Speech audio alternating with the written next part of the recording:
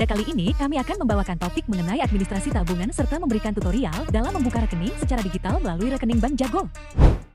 Assalamualaikum warahmatullahi wabarakatuh. Yang terhormat kepada dosen pengampu Bu Khairul Nikmat dan Bu Fitriana Rahmawati. Perkenalkan kami dari kelompok 6 kelas PAP 2022A yang akan mempresentasikan terkait administrasi tabungan. Sebelumnya perkenalkan nama saya Amelia Citra Arianti NIM 055 dan rekan saya. Saya Berlian Indah, NIM 077. Saya Syafira Alusabila, NIM 078.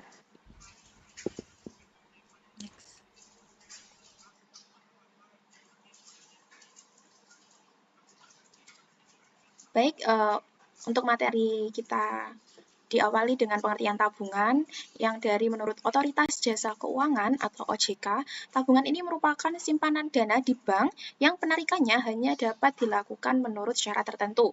Menurut Undang-Undang Nomor 10 Tahun 1988, tabungan ini adalah simpanan yang penarikannya dapat dilakukan sewaktu-waktu dengan ciri-ciri utama yaitu dapat ditarik kapan saja, menggunakan buku tabungan atau kartu ATM, dapat dilengkapi dengan layanan perbankan elektronik, mendapatkan bunga yang relatif rendah, dan umumnya memiliki biaya administrasi bulanan.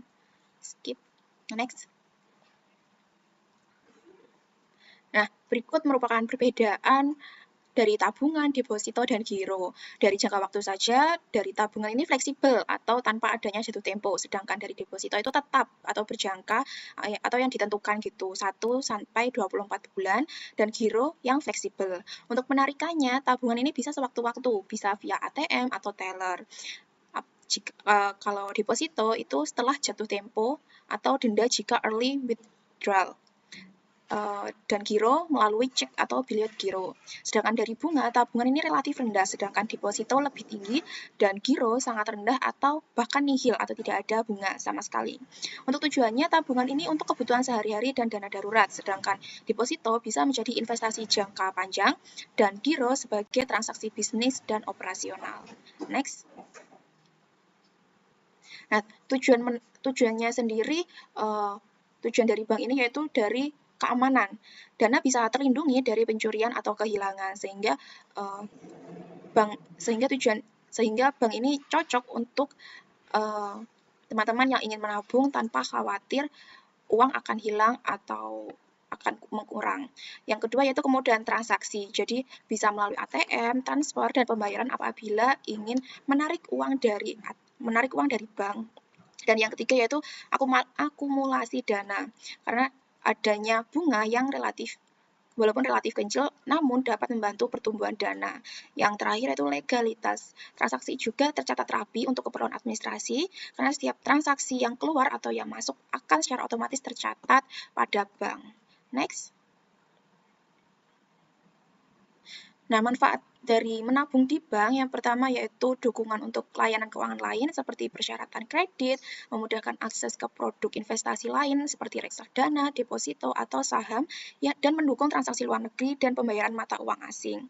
Yang kedua yaitu manfaat psikologi dan sosial seperti ketentraman pikiran karena memiliki dana darurat untuk kebutuhan mendadak, edukasi keuangan yang membiasakan diri dan keluarga dengan budaya menabung dan literasi keuangan, serta reputasi finansial, rekening yang terkelola dengan baik, membangun sejarah keuangan yang positif. Next. Selanjutnya yaitu jenis-jenis tabungan. Di sini ada 6. Yang pertama yaitu tabungan reguler, yang mana ini merupakan jenis tabungan yang paling umum dimiliki oleh masyarakat. Seperti kita juga pasti memiliki. Dan hampir semua bank ini menyediakan produk ini. Jenis tabungan ini cocok untuk transaksi sehari-hari, menerima gaji, dan juga menyimpan dana darurat yang harus mudah diakses. Untuk fitur-fitur utamanya mungkin bisa dibaca sendiri. Yang kedua, yaitu tabungan berjangka. Nah, jenis tabungan ini memaksa nasabah untuk menabung secara rutin dalam jangka waktu tertentu. Tabungan ini cocok untuk tujuan jangka pendek, pendek hingga menengah. Misalnya ada dana liburan, membeli gadget, atau bahkan biaya pernikahan. Yang ketiga, yaitu tabungan anak atau pelajar, yang mana didesain khusus untuk anak-anak atau pelajar guna memberikan edukasi literasi keuangan sejak dini. Dan ini cocok untuk mengajarkan anak menabung dan menyisihkan uang jajannya. Yang keempat, tabungan haji atau umroh, yang ini jelas untuk mempersiapkan biaya penyelenggaraan ibadah haji atau umroh. Nah, ini cocok untuk umat muslim yang sudah merencanakan ibadah ke tanah suci, tapi juga secara bertahap. Selanjutnya yaitu tabungan mata uang asing, yang mana tabungan ini selain rupiah yang pasti seperti USD, Euro, dolar Singapura, dan lain-lain. Dan ini cocok untuk pelaku bisnis ekspor impor dan mungkin saja orang tua yang berencana untuk menyekolahkan anak ke luar negeri atau juga diversifikasi investasi. Yang terakhir yaitu tabungan online atau digital yang sekarang ini menjadi tren dan di mana pembukaan rekening ini dilakukan 100% secara online tanpa perlu ke kantor cabang yang dituju. Dan ini cocok untuk generasi milenial, Gen Z, untuk mencari bunga tinggi, dan untuk mereka yang mengutamakan kemudahan transaksi via smartphone. Di situ ada tabel perbandingan, mungkin dapat dibaca. Selanjutnya. Selanjutnya di sini ada syarat dan prosedur untuk pembukaan tabungan. Syarat pembukaan tabungan sendiri ada diperlukan KTP atau KK bagi WNI dan paspor atau kitas bagi WNA dan NPWP jika ada. Selanjutnya ada setoran awal sesuai ketentuan bank masing-masing dan nomor telepon aktif dan alamat email yang aktif. Dan selanjutnya ada prosedur pembukaan tabungan. Yang pertama bisa melalui langsung datang ke bank atau membuka melalui aplikasi digital. Selanjutnya mengisi formulir pembukaan rekening dan melakukan verifikasi data dan tanda tangan. Setelah itu, melakukan setoran awal dan mendapatkan buku tabungan, kartu ATM, dan akses ke mobile banking.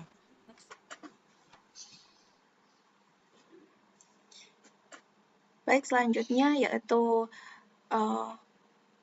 perbedaan buku tabungan, ATM, dan layan digital. Yang pertama itu buku tabungan yang merupakan dokumen fisik yang diterbitkan bank sebagai bukti kepemilikan rekening dengan fungsi sebagai alat verifikasi saldo atau mutasi, bukti transaksi yang sah secara finansial, dan sarana pencatatan manual untuk keperluan pribadi dan administrasi. Isi dan informasi dalam buku tabungan ini meliputi seperti nama dan alamat nasabah, nomor rekening, tanggal transaksi, kode transaksi, seperti setor tarik, transfer, bunga, dan admin, saldo akhir, juga stempel bank jika ada update dari via teller. Nah, untuk mengisi buku tabungan ini kalau di via teller itu cukup membawa buku dan kartu identitas ke bank, via ATM tertentu yang memiliki fitur passbook update, dan ada via mesin edisi khusus di cabang bank atau auto passbook printer. Next. Berikutnya itu ada ATM, yaitu berupa kartu plastik yang digunakan untuk bertransaksi secara mandiri melalui mesin ATM yang berfungsi sebagai penarikan tunai, transfer antar rekening, pembayaran, informasi saldo, dan dapat ada pengubahan PIN. Kartu ATM ini juga ada dua, yaitu ada kartu ATM standar yang hanya digunakan untuk transaksi dasar, dan yang kedua yaitu ada kartu ATM premium seperti priority banking dengan benefit yang lebih. Next. Yang terakhir yaitu layanan digital yang merupakan akses perbankan via aplikasi smartphone dengan adanya fitur transfer seperti antar bank dan ke bank lain, pembayaran seperti tagihan, merchant, dan QRIS, pembelian seperti pulsa, paket data, e-wallet, terus juga ada blokir kartu ATM, dan juga ada investasi berupa reksadana dan emas. Aksesnya sendiri berupa via website bank melalui smartphone atau komputer. Fiturnya juga serupa dengan mobile banking dengan antarmuka yang lebih lengkap untuk transaksi kompleks. Layanannya itu berupa SMS banking, call center, dan notifikasi transaksi. Next. Berikut merupakan perbandingan, bisa dilihat perbandingan akses dan kemudahannya. Buku tabungan itu riwayat transaksi bisa tercetak dengan jelas, tidak perlu daya listrik atau internet, sedangkan kartu ATM itu aksesnya juga cepat dan luas, dan tarik tunainya bisa di mana saja, sedangkan layanan digital itu praktis dan 24/7, fitur lengkap dan real time, dengan keterbatasannya yang dapat dilihat. Next.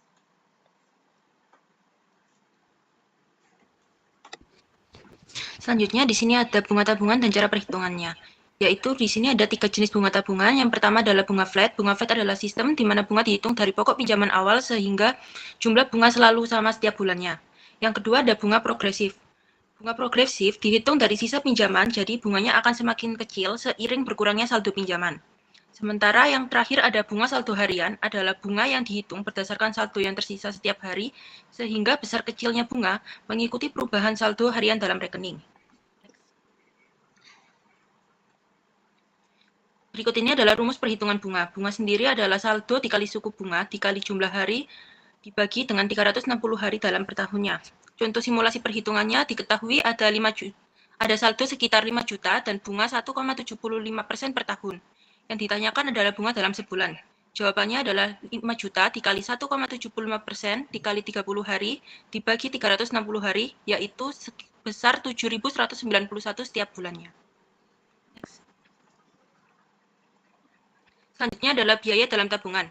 Yang pertama adalah biaya administrasi bulanan, biaya yang dibebankan bank setiap bulan untuk pemeliharaan rekening dan layanan dasar. Kedua ada biaya kartu ATM, biaya pembuatan kartu baru, pergantian kartu yang hilang atau yang rusak, dan biaya tahunan atau bulanan penggunaan kartu. Ketiga ada biaya penutupan rekening, biaya ketika nasabah ingin menutup rekening biasanya jika usia rekening belum mencapai batas minimalnya, contohnya kurang dari 6 bulan. Next. Keempat, ada biaya tarik tunai di ATM bank lain, biaya yang muncul ketika nasabah menarik uang di ATM bukan milik bank penerbit kartunya. Kelima, ada biaya transfer antar bank, biaya saat transfer ke rekening bank lain melalui ATM, mobile banking, atau internet banking, nominalnya bisa berbeda di setiap metodenya.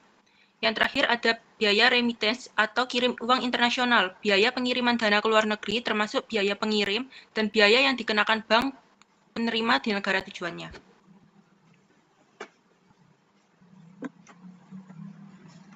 Baik, selanjutnya yaitu hak-hak dari nasabah tabungan, yaitu yang pertama hak atas pelayanan yang berkualitas dengan mendapatkan pelayanan yang sopan, profesional, dan tidak diskriminatif, dan dilayani dalam waktu yang wajar sesuai standar bank. Yang kedua yaitu hak atas informasi yang transparan, yaitu mendapatkan penjelasan lengkap mengenai suku bunga tabungan dan cara perhitungan, seluruh biaya yang berlaku, dan syarat dan ketentuan produk tabungan. Juga hak untuk menerima laporan transaksi berupa buku tabungan dan rekening koran. Yang ketiga yaitu hak atas keamanan dana dan data, di mana dana ini dijamin oleh LPS atau Lembaga Penjamin Simpanan hingga 2 miliar.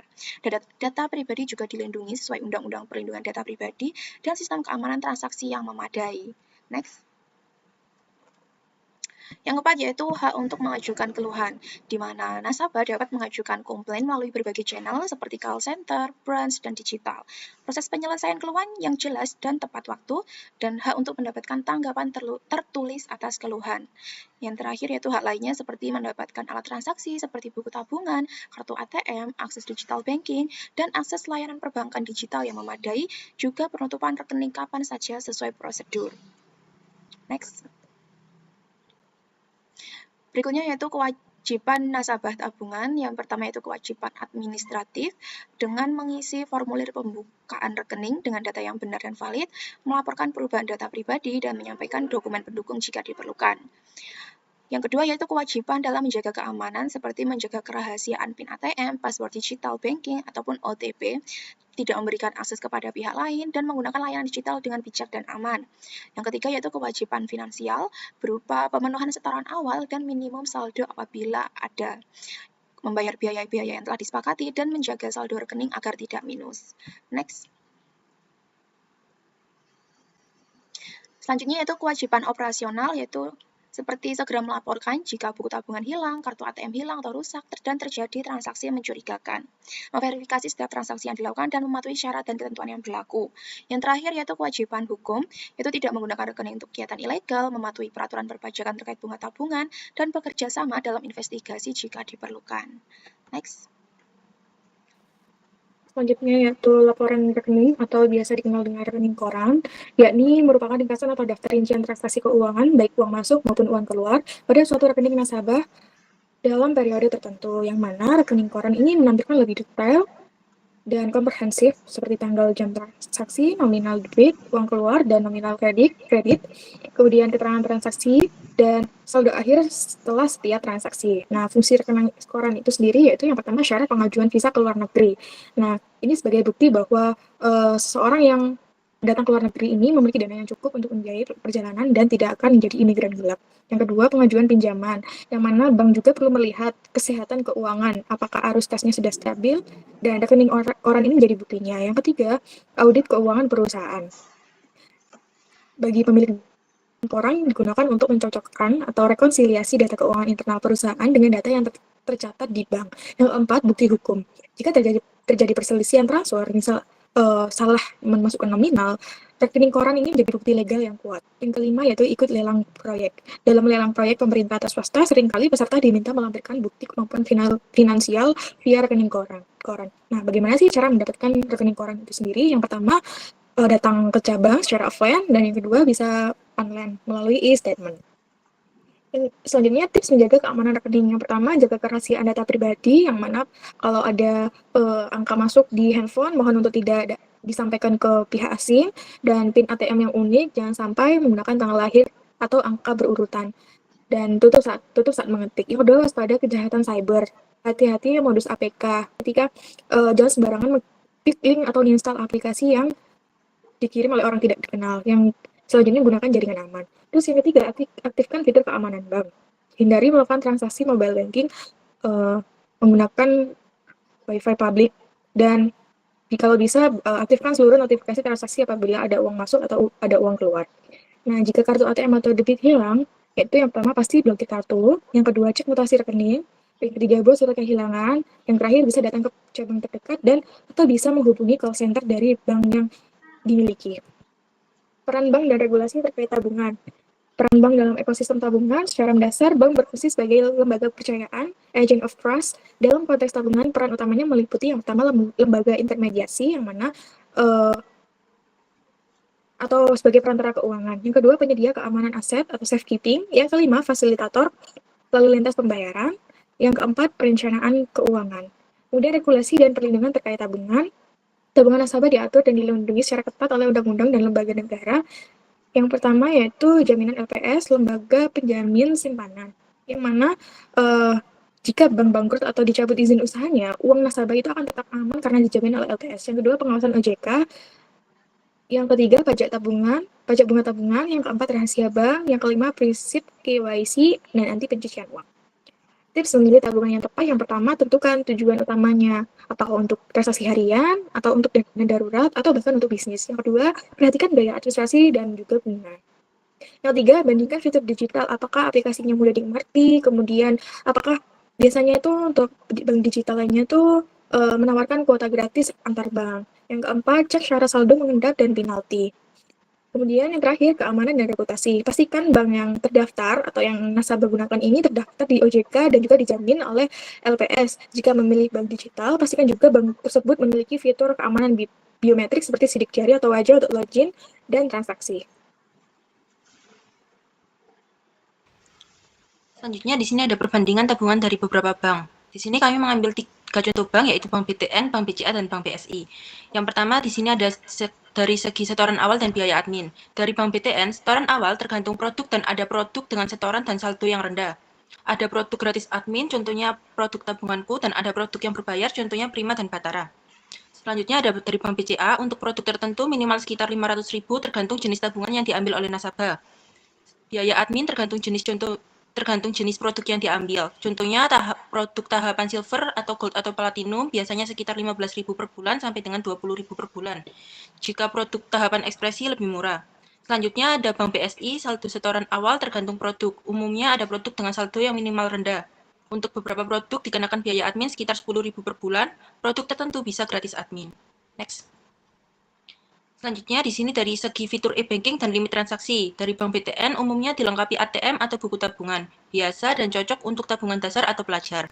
Dari Bank BCA, e-banking dan layanan digital sangat luas, fasilitas transfer ATM kartu debit atau kartu ATM cocok untuk transaksi aktif. Dari Bank BSI mendukung tabungan syariah, opsi bagi yang ingin rekening sesuai prinsip syariah, fitur perbankan, dan transaksi sesuai standar syariah. Next. Dari segi kelebihan dan kekurangan, dari Bank BTN pilihan produk berbiaya rendah atau gratis, cocok untuk tabungan sederhana atau pelajar. Kekurangannya, produk dengan fitur lengkap bisa berbiaya, fitur digital, dan limit transaksi tergantung jenis tabungan yang diambil. Dari Bank BCA, kelebihannya banyak fitur layanan digital dan ATM tersebar luas, cocok pengguna aktif atau transaksi rutin. Kekurangannya biaya admin dan saldo atau persyaratan bisa relatif tinggi jika pilih produk yang premium. Bank BSI, kelebihannya alternatif bagi yang butuh rekening syariah, ada produk dengan biaya admin rendah atau menengah. Kekurangannya jaringan dan cabang bisa lebih terbatas dibanding bank besar konvensional. Fitur dan layanan bisa berbeda tergantung produk yang dipilih nasabah. Next. Di sini ada tren tabungan digital masa kini. Kita mengambil dari Blue by BCA Digital. Yang pertama, membuka tabungan online tanpa harus ke kantor cabang. Nasabah dapat membuka dan mengelola rekening sepenuhnya melalui aplikasi tanpa harus ke bank. Kedua, ada kartu debit virtual, kartu debit digital yang dapat digunakan untuk transaksi online, lebih aman karena tidak menggunakan data fisik kartu. Ketiga, memiliki banyak cashback dan reward. Banyak bank digital yang menawarkan promo berupa cashback, poin reward, atau diskon untuk menarik minat pengguna.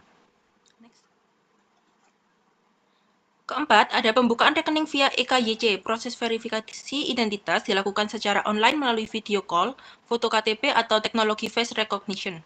Kelima, ada integrasi dengan e-wallet dan QRIS. Rekening digital dapat dihubungkan dengan dompet digital, top up lebih mudah, serta transaksi pembayaran bisa dilakukan lewat QRIS. Dan yang terakhir, ada biaya administrasi yang lebih rendah. Bank digital umumnya memangkas biaya admin, biaya kartu, atau biaya transfer untuk menarik pengguna baru. Baik, selanjutnya kami akan menjelaskan mengenai cara untuk daftar ke rekening Bank Jago melalui online. Dan ini untuk cara-caranya bisa diakses di website Bank Jago. Selanjutnya akan dijelaskan oleh rekan saya.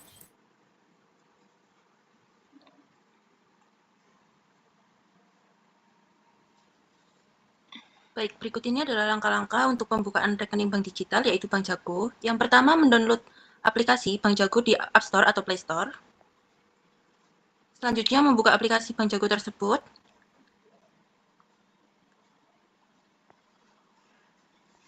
Kemudian, klik pilihan Buat Akun Jago.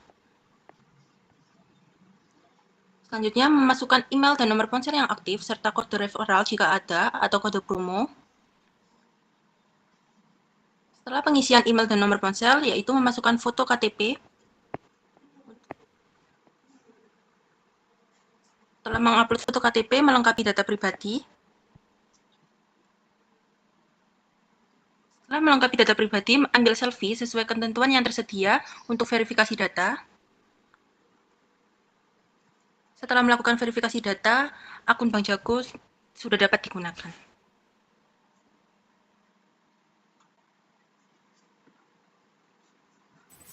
Demikian presentasi dari kami kelompok 6. Kurang lebihnya mohon maaf. Wassalamualaikum warahmatullahi wabarakatuh.